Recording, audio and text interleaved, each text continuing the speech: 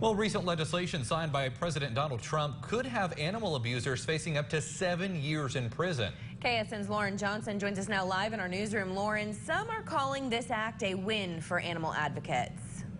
Austin and Jessica, that's right. The Preventing Animal Cruelty and Torture Act will now make animal abusers face jail time for their heinous acts. This expansion comes after President Obama approved a law outlawing recording animal abuse and distributing it in 2010.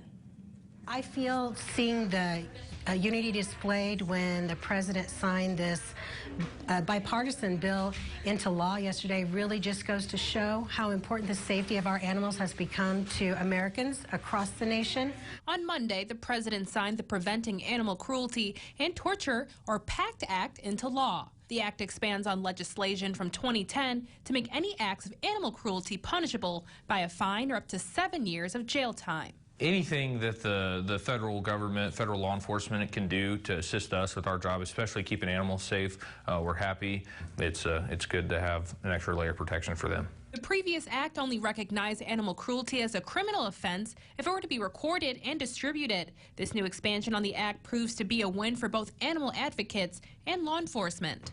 I think it's going to go a long way in showing those who would even consider hurting an animal that we're not tolerating this anymore, that it's going to give our investigators more resources to investigate across state lines and bring these people to justice. Anything that keeps our animals safe, we're of course an advocate for. As a former canine handler, I can tell you that I took pride in my dog. Anybody who owns a pet takes pride in their pets, and anything that can happen to keep our animals safe, I'm sure the public will buy into too.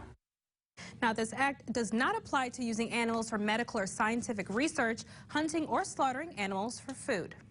All right, Lauren, good to know. Thanks so much for that update this evening. Absolutely.